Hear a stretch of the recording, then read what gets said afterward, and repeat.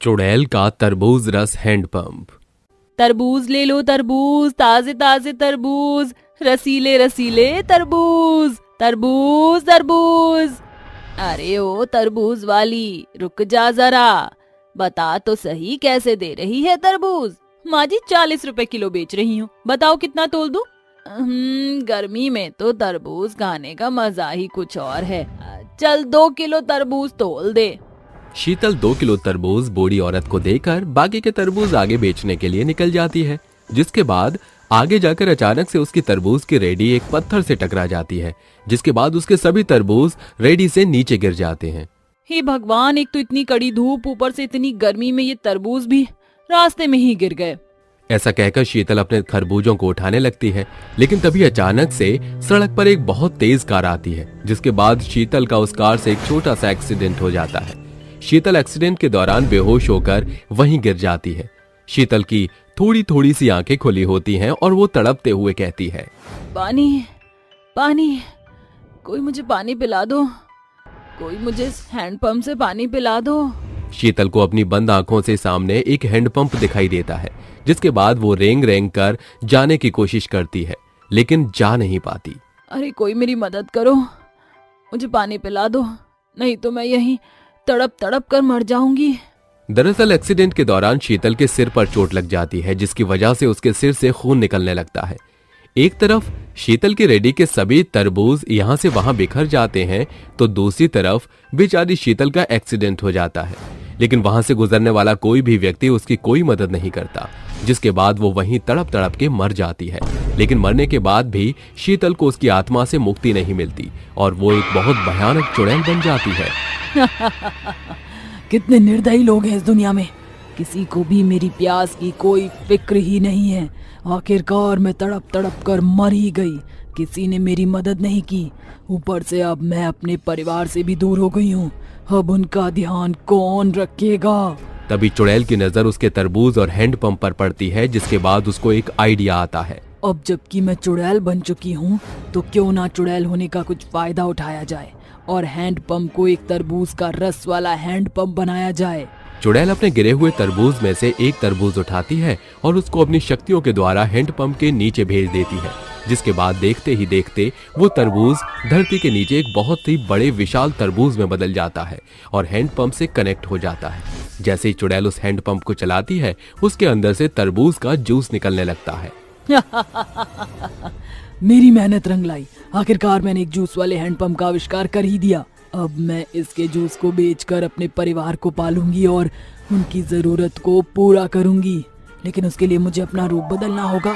चुड़ैल उसी समय अपना रूप बदल लेती है। आओ आओ गांव वालों, यहाँ आओ मेरे पास, तुम्हारे लिए एक खास चीज है। चुड़ैल के इतना कहते ही सभी लोग उसके पास इकट्ठे हो जाते हैं, जिसके बाद वो हैंडपंप चलाना शुरू करती है। देखते ही देखते हैंडपंप के अंदर से तरबूज का रस निकलने लगता है। आओ गांव वालों, मेरे हैंडपंप से तरबूज का जूस पियो। हैंडपंप से तरबूज का जूस देखकर गांव के सभी लोग आकर्षित होते हैं और चुड़ैल से तरबूज का जूस खरीदने लगते हैं। देखते ही देखते चुड़ैल की अच्छी खासी कमाई हो जाती है। आखिर मुझे कमाने का जरिया मिल ही गया, लेकिन मजा तो तब आएगा जब रात के 12 बज जाएंगे। इतना कहकर चुड़ैल वहां से गायब हो जाती है। देखते ही देखते रात होने लगती है और जैसे ही रात के 12 बजते हैं, चुड़ैल अपने हैंडपंप के पास आकर खड़ी हो जाती है। देखते ही देखते वहां जितने भी गांव के लोगों ने हैंडपंप से तरबूज का जूस निकलवा कर पिया था, वो वहीं सभी इकट्ठे हो जाते हैं। आ गए गांव वालों, जो तुमने मेरे साथ किया वो बिल्कुल अच्छा नहीं था, उसका बदला तो मुझे तुम लोगों से लेना ही था। अब मैं तुम लोगों को तरबूज बनाकर हैंडपंप के अंदर डालूंगी, जिसके बाद हैंडपंप से तुम लोगों से बना हुआ तरबूज का जूस निकलेगा।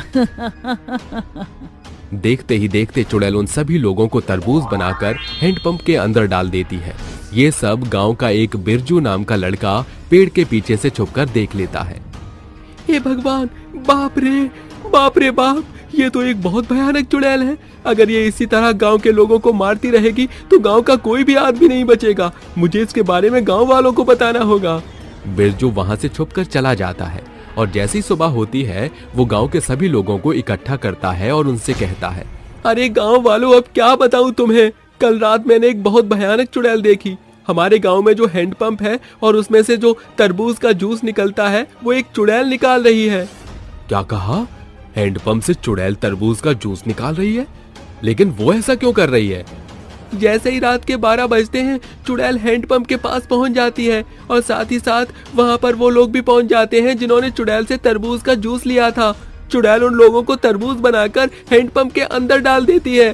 हे प्रभु, भाई साहब ये आप क्या कह रहे हो? इसका मतलब वो चुड़ैल हमारे ही गांव के लोगों का तरबूज का जूस बनाकर हमें पिला रही है।